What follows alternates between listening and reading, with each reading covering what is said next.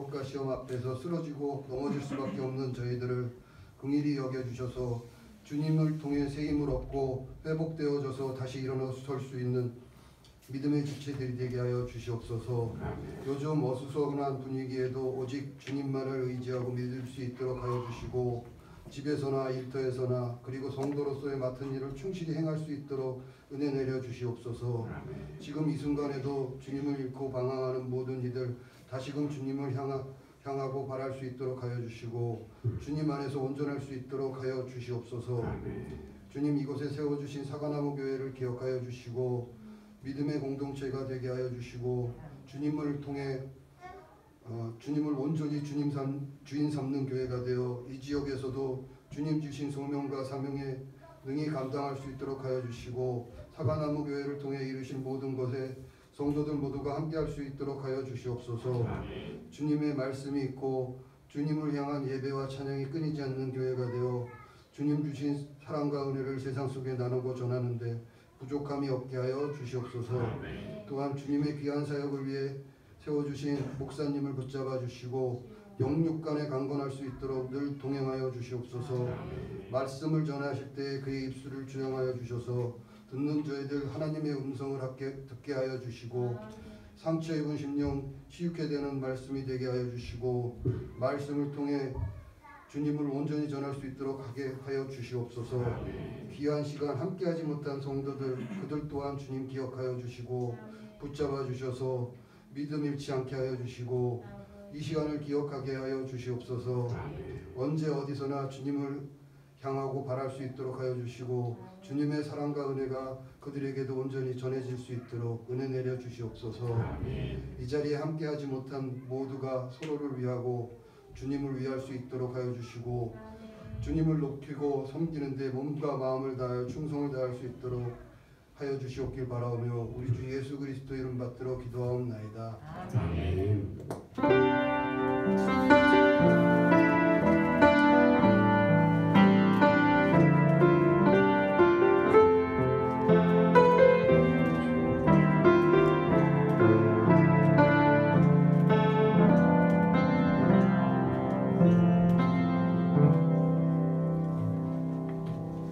경배와 찬양 552장입니다.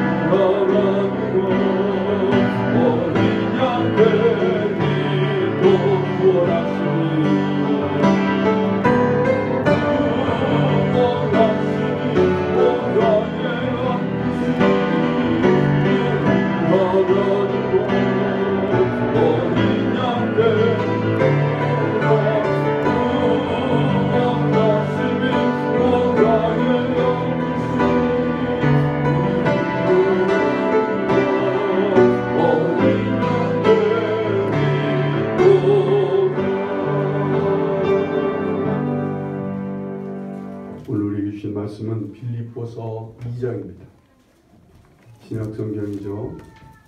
빌립보서 2장 13절부터 18절까지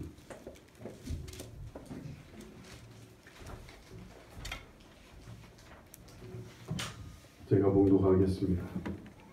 빌립보서 2장 13절서부터 보겠습니다.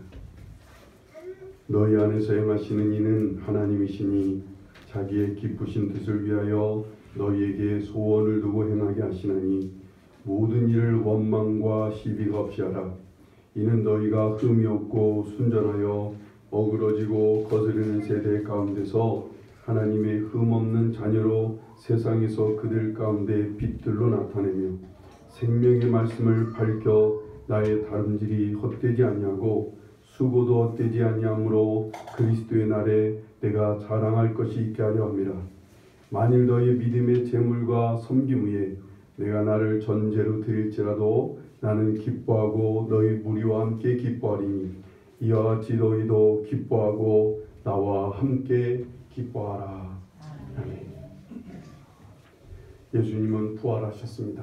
믿으십니까? 예수님의 부활하심이 나에게 무슨 의미가 있습니까?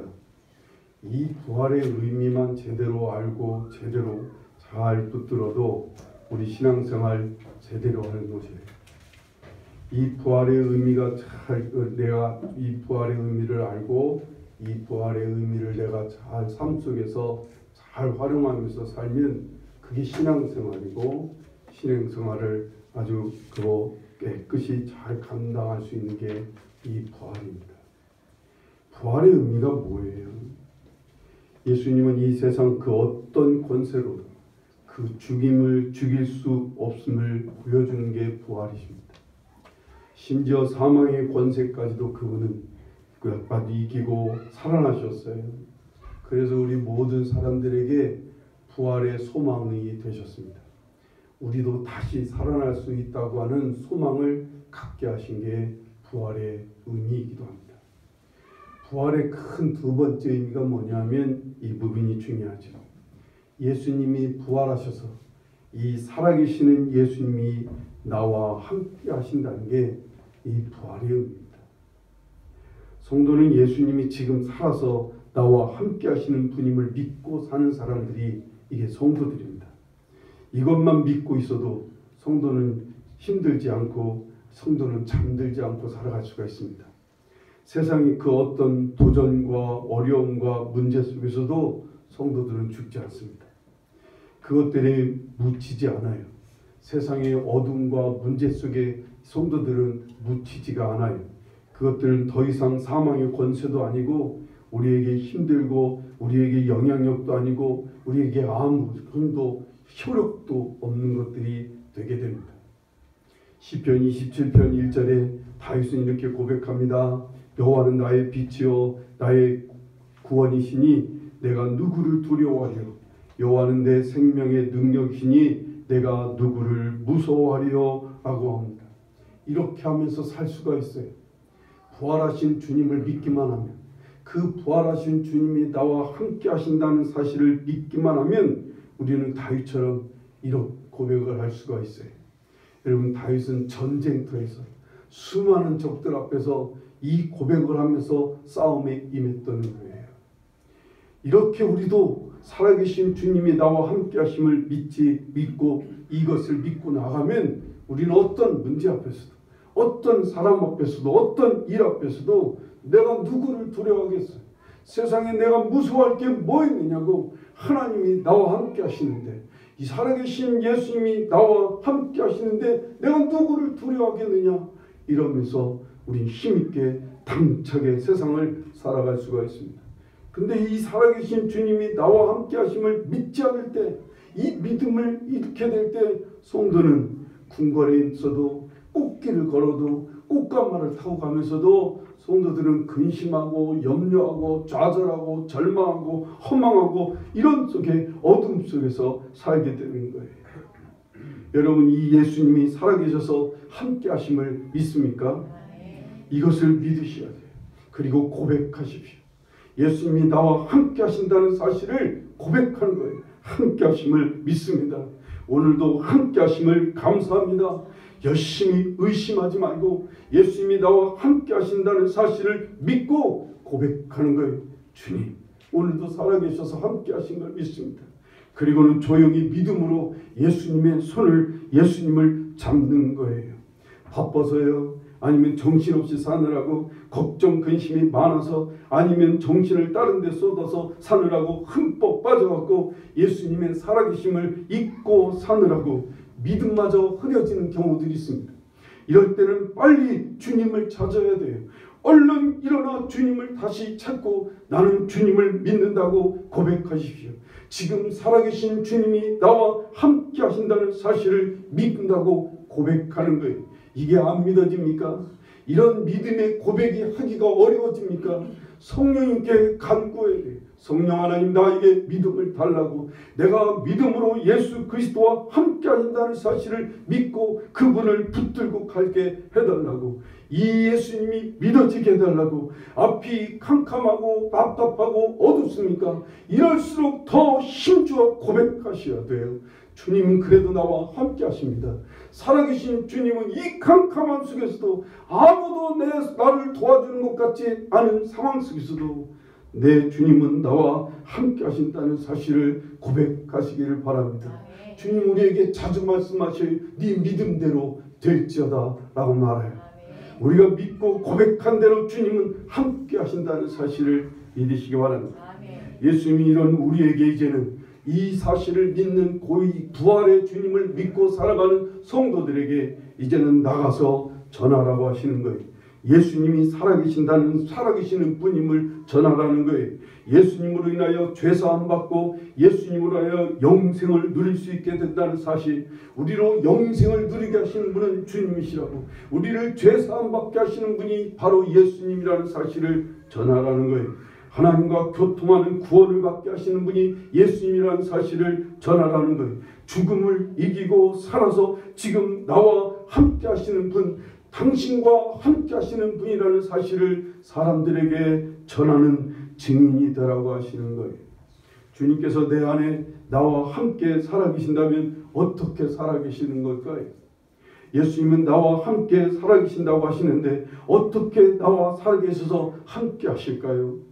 성도들이 여기서 또 예수님을 자꾸만 묶어놓고 가두고 무시하면서 신앙생활이 침체하게 되는 경우가 많이 일어납니다.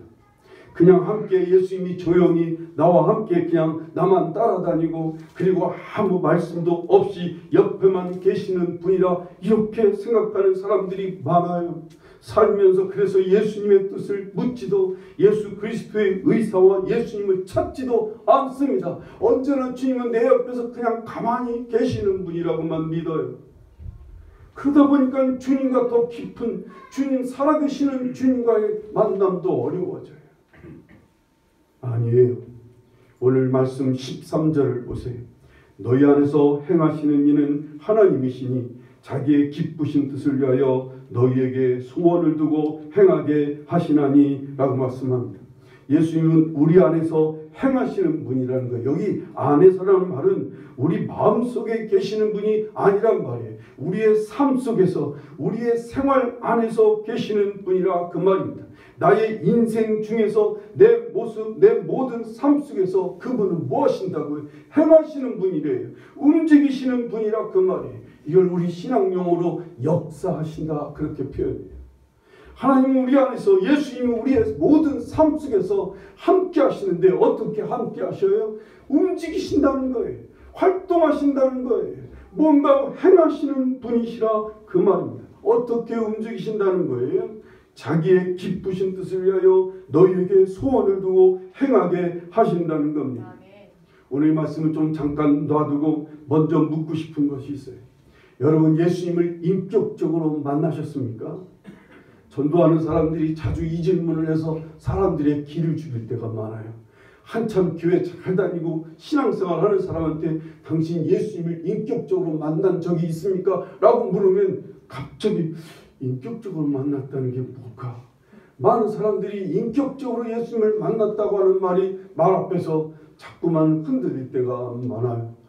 나는 예수님을 만난 적이 없어. 신앙생활을 하면서 예수님을 만난 적이 없어. 더군다나 인격적으로 만났다고 하는 이 고상한 말 앞에서는 더 기가 죽는 거예요.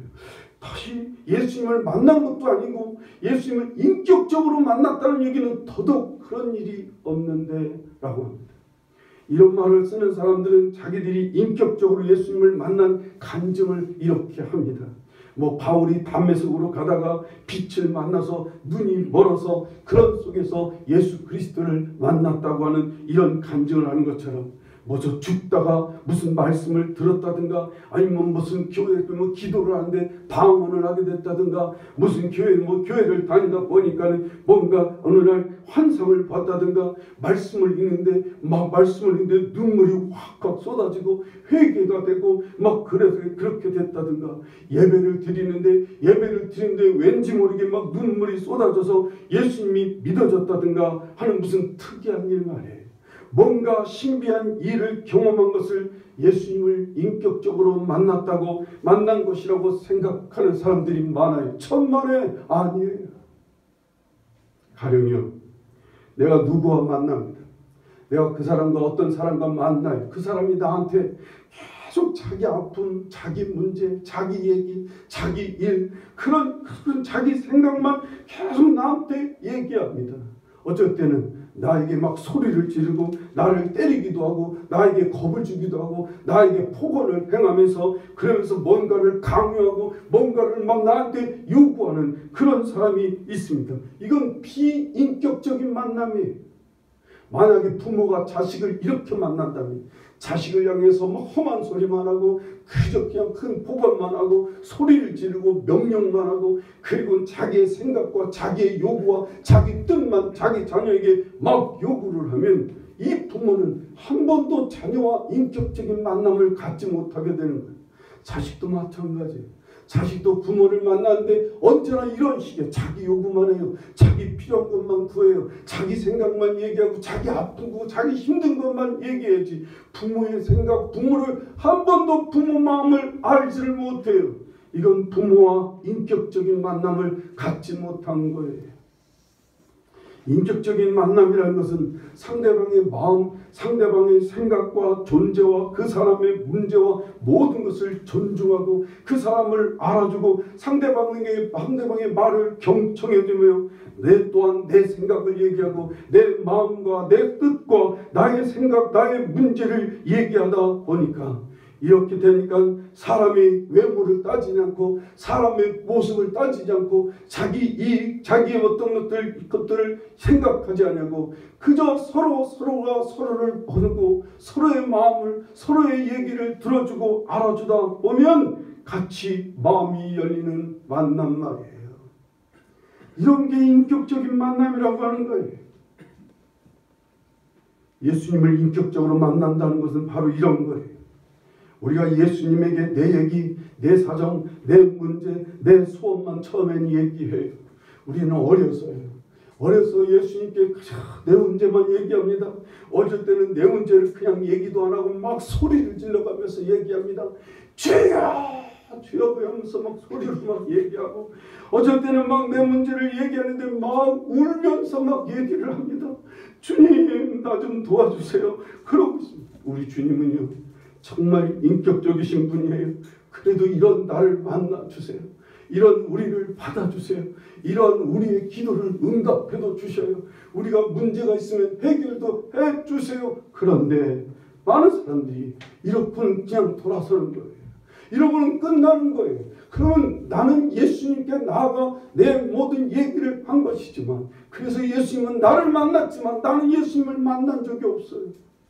예수님은 인격적으로 한 번도 만남이 가져지지를 않는 거예요. 이제 어느 순간에 이제는 내가 예수님의 말씀을 들으려고 하는 거예요. 예수님의 마음속에 무엇인 뜻을 가지고 있는지, 진심이 무엇인지, 그분의 뜻이, 그분의 간절한 소원이 무엇인지를 마음을 열고 받아들이는 거예요. 그래서 그분이 말씀하시는 대로, 그분이 내 마음에 뭔가 감동을 주신 대로 행하다 보니까, 그분의 말씀을 따라 행하다 보니까 정말 주님께서 함께 하시고, 정말 주님께서 기뻐하시고, 뭔가 깨달아지고, 뭔가 주님의 마음을 알 것 같은 거예요. 이게 주님을 인격적으로 만나는 거예요. 어떤 사람은 바울처럼요, 예수님의 빛 대신 그 모습을 보고 눈이 멀어서 막 식음을 전폐하며 엎드려 있다가 회개하게 되고 드디어 주님의 말씀을 듣게 됩니다. 거기가 중요한 거예요. 거기가. 바울 사도의 간증은 바로 그 얘기를 하고 싶으신 거예요. 거기서 예수님의 말씀을 듣게 돼요. 예수님의 온 이방과 임금들에게 가서 나를 증언하라고 그 예수님의 부름의 소리를 듣고 바울이 일어나 예수 그리스도의 부름을 따라 움직여 가는 거예요. 그게 예수 그리스도를 만나는 거예요. 어떤 사람은 무슨 갈등과 괴로운 고민 끝에 예수님의 말씀을 막 행하게 됩니다. 여러 가지 갈등과 고민 과정을 고민하면서 예수님이 나에게 뭔가 말씀하시는 것을 그래도 말씀하시니까 따라가는 사람이 있어요. 누군가를 막 용서하라고 하는 마음이 막 자꾸 부딪혀요. 누군가에게 뭔가 주라고 하는 말씀을 하시는 거예요. 누군가에게 대접하라고 하는 말씀과 감동을 주시는 거예요. 정말 사랑하기 싫고 용서하기 싫은 사람을 부득부득 용서하며 받아주라고 주님께서 계속 내게 뭔가 말씀하시고 뭔가 내 마음을 불편하게 할 때가 있어요. 그러면 그 마음을 안고 그저 괴로워하다가 항복하고 주님 말씀대로 따르기로 합니다. 내가 그를 용서합니다. 내가 그에게 나는 없지만 나눠주겠습니다. 나는 힘들지만 그냥 하겠습니다. 그래서 행함으로 옵니다 보니까 거기서 예수님을 만나요. 거기서 예수님의 마음과 살아계신 예수님을 거기서 체험하는 사람들이 있어요. 어떤 사람은 삶의 밑바닥이나 어렵고 고통스러운 일을 만나게 돼서 엎드려서 주님을 바라보는데 주께서 위로해 주시고 주께서 말씀해 주시고 주께서 뭔가 우리에게 해결책을 말씀해 주실 때 그 말씀을 따랐더니 그 위로하시는 말씀을 받아들였더니 그 속에서 예수님을 뜨거운 마음으로 만나게 되는 사람도 있습니다. 제가 어쨌든 제자 하나는요, 예배를 드리는데 11조 헌금을 내라고 하는 말이 너무 괴로운데 그때 따라 사업이 너무 잘 돼갖고 11조 할 돈이 계산해 보니까 한두 푼이 아닌 거예요. 처음 조신자가 이제 조금 11조를 조금 내는 것도 사람들이 힘든데 한참 사업이 막 번창하다 보니까 11조 계산을 하는데 엄청난 돈인 거예요. 그걸 해야 되겠다는 마음이 막 계속 풀릴 것처럼 일어나서 헌금까지 봉투에다 11조까지 넣었는데도 교회당에서 예배를 드리는데 다른 건 하나도 안 들어오고 처음부터 마지막까지 이 11조 헌금을 내야 되냐 말해야 되냐 그 생각만 하고 있었대. 앞에 있는 목사가 꼭 도둑놈같이 보이고 내 돈 뺏어 먹으려고 하는 도둑같이 보여서 너무 믿더라는 거예요. 헌금 시간에 헌금 바구니가 막 돌아다니는데도 마음이 너무 괴로워서 막 헌금 바구니가 가까이 오는데 정말 고통스럽대. 너무나 고통스럽고 힘들어서 할 수 없이 헌금 바구니에다 11조를 딱 넣는 순간에 거기서 주님을 만납니다. 주님이 막 날 위해 모든 걸 주셨는데 주님은 나에게 모든 걸 쏟아 주셨는데 그 주님의 막 마음이 그 주님의 진심이 막 느껴지더라는 거예요. 그래서 11조금 내고 막 그 자리에서 막 펑펑 울면서 하나님 앞에 헌신을 결단했다고. 그게 예수님을 만나는 거예요. 이렇게 성도는 예수님을 인격적으로 만나는 삶을 사는 게 성도들인 거예요. 다시 말씀으로 돌아와서요. 주님께서는 우리에게 자기의 기쁘신 뜻을 위하여 우리에게 소원을 주신다는 거예요. 그래서 그 소원을 따라 움직이게 하시는 거예요. 주님께서는 이렇게 살아서 우리와 함께 하시는 거예요. 살아계신 주님은요, 살아계셔서 우리 안에서 행하게 하시고 우리를 움직이게 하시고 그 안에서 우리 안에서 소원을 주셔서 그 소원을 행하게 하심으로 우리 안에서 살아계신다는 사실을 믿으시기 바랍니다. 하나님께서 가지신 기쁘신 뜻을 하나님께서 우리에게 주신 그 기쁘신 뜻은 무엇일까요? 성경 우리에게 크게 두 가지로 말씀해요. 하나님의 기쁘신 뜻은 첫째는 하나님을 사랑하는 거예요. 둘째는 사람을 사랑하는 거예요. 성경은 그 두 가지로 크게 얘기하고 계세요.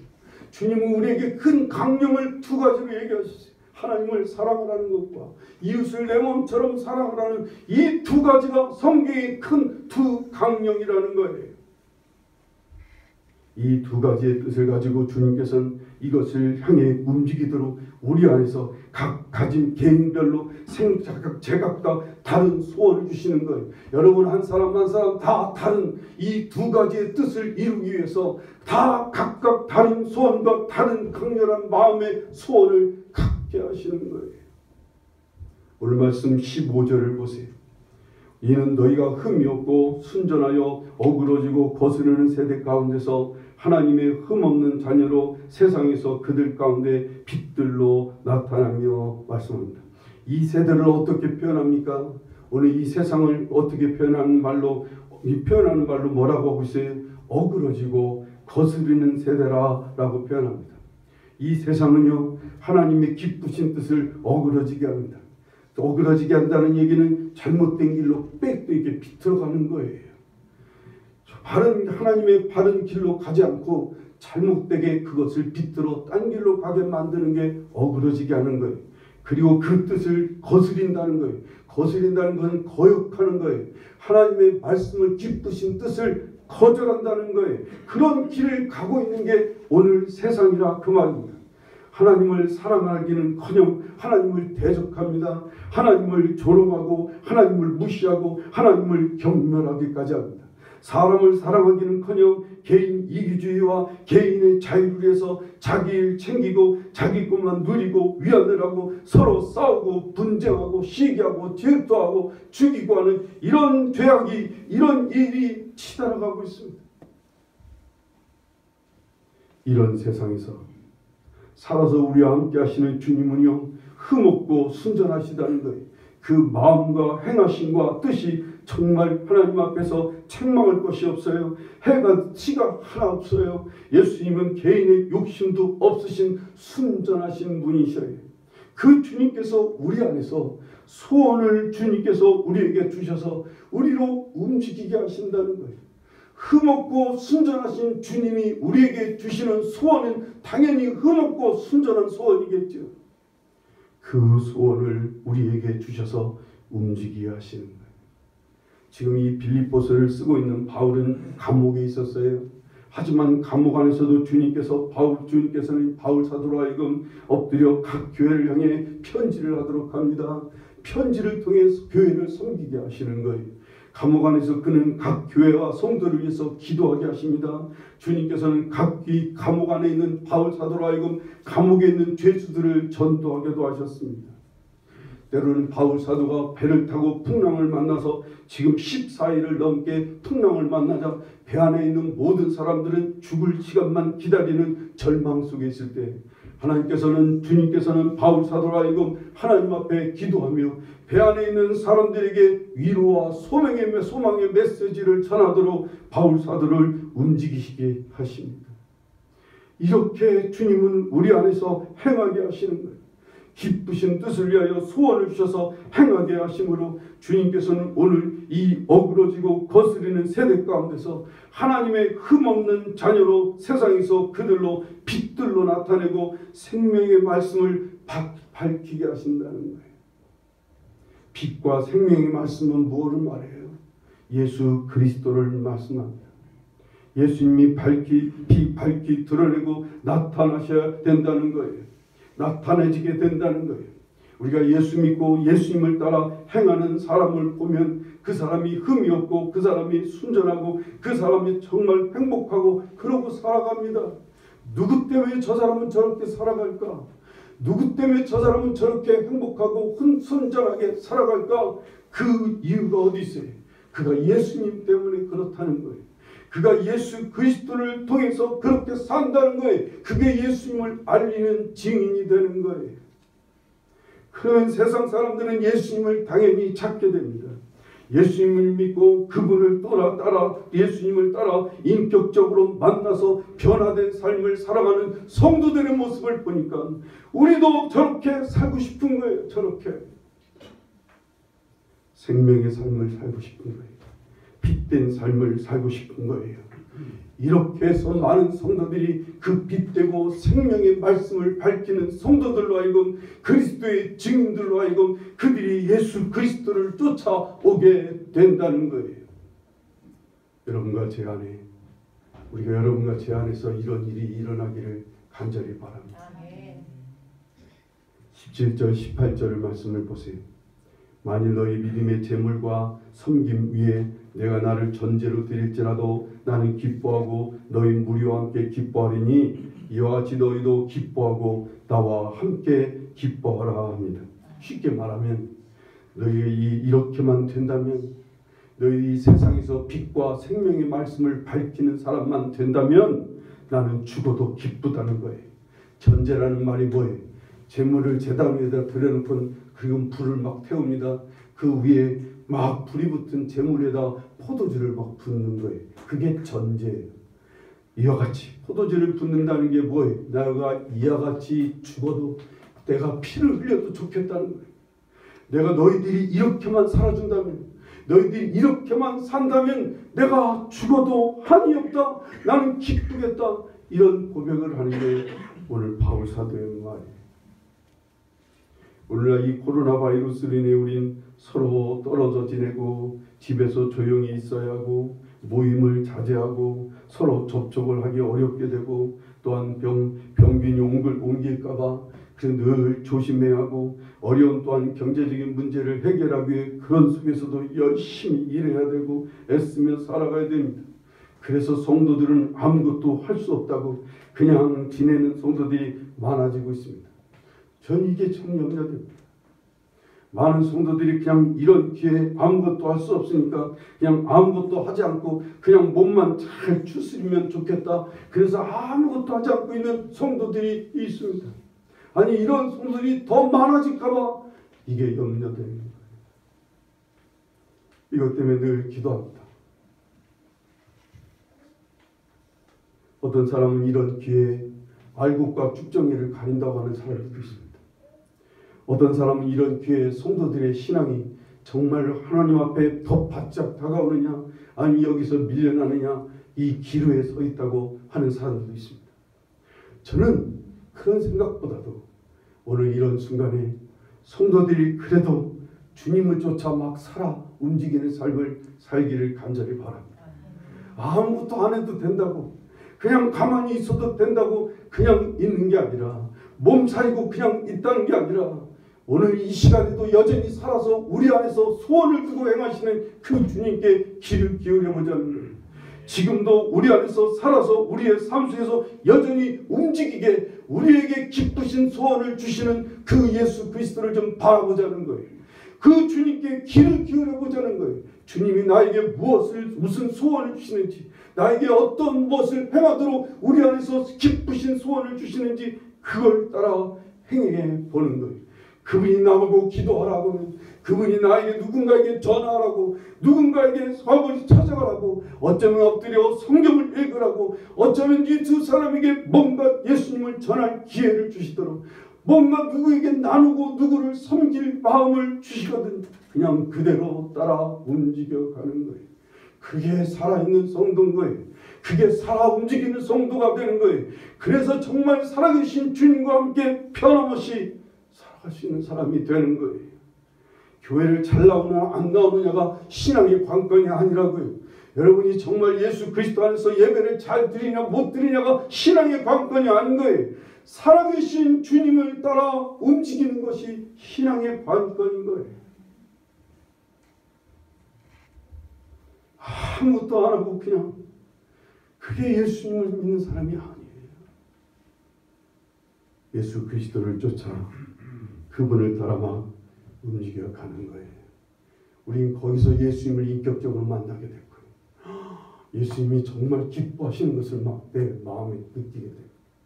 우리 주님께서 잘했다 칭찬하시는 소리를 들을 수도 있어요. 때로는 주님의 그 간절한 마음이 그 주님의 뜨거운 마음이 내 안에서 막 느껴질 때가 있어요. 당신의 살과 피까지 쏟아주시려고 하시는 그 주님의 뜨거운 사랑이 내가 막 느껴질 때가 있어요. 그게 인격적인 만남이에요.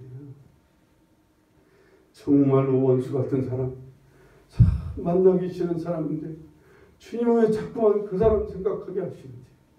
그래서 그 사람 놓고 기도하게 되고 그 사람을 찾아가게 되고 아니면 그 사람한테 연락하게 되고 그러다 보니까 주님의 마음을 나를 위해 십자가를 지시는 예수님의 마음이 어떠신지를 알게 된 거예요. 그게 인격적인 만남입니다. 여러분과 제가 정말 지금 나에게 무슨 소원을 주시는지 귀를 기울여 보셔요. 아니, 눈을 열고 주님을 보세요. 주님께서 나에게 어떤 마음의 소원을 주시는지 내 마음대로 들여다보라고. 그래서 그 소원을 주시는 대로 힘껏 움직일 수 있기를 간절히 바랍니다. 가만히 있지 마십시다. 정말 가만히 있는 것이 그냥 가만히 있는 것은 제 육신을 따라 살아가는 게 가만히 있는 거예요. 그냥 자기 생각대로 그냥 자기 흘러가는 대로 자기 하고 싶은 대로 살아가는 것, 이건 썩은 시체가 흘러가는 거와 똑같은 거예요. 우리 이때 예수님이 나에게 뭔가 명하시고 뭔가 마음을 주시는데 귀를 기울여 그분을 쫓아 한 걸음 한 걸음 옮겨보실 수 있기를 바라요. 그러면 막 어딘가 모르게 막 살아나기 시작합니다. 우리가 살아있다는 건 내 안에 예수님이 계시느냐는 거예요. 내가 지금 살아있다는 걸 느끼는 건 나는 그 예수님을 만나고 있냐는 거예요. 예수님을 만나면서 우리 정말 행복한 신앙생활이 되기를 바랍니다. 아멘. 세상에 버려진 사생자처럼, 사생자라는 말 아시죠? 이게 부모도 누군지 모른 채 버려진 사람들. 우린 그런 사람들 아닙니다. 그냥 이 땅에 그냥 버려진 채 네가 한번 성도답게 살아봐. 너 그냥 크리스천답게 한번 살아봐. 너는 천국 갈 사람이니까 천국 갈 사람답게 살아보라고 아무렇게나 던져진 사람이 아니에요. 주님이 함께 하신대요. 성령님이 도와주신대요. 그 성령의 도우심을 붙들고 예수 그리스도를 붙들고 주님을 따라 주님이 주시는 소원을 따라 힘써 행함으로 여러분과 저의 삶이 날마다 살아 움직이는, 날마다 인격적인 주님을 만나는 복된 신앙이 될 수 있기를 간절히 축원합니다. 기도하시겠습니다.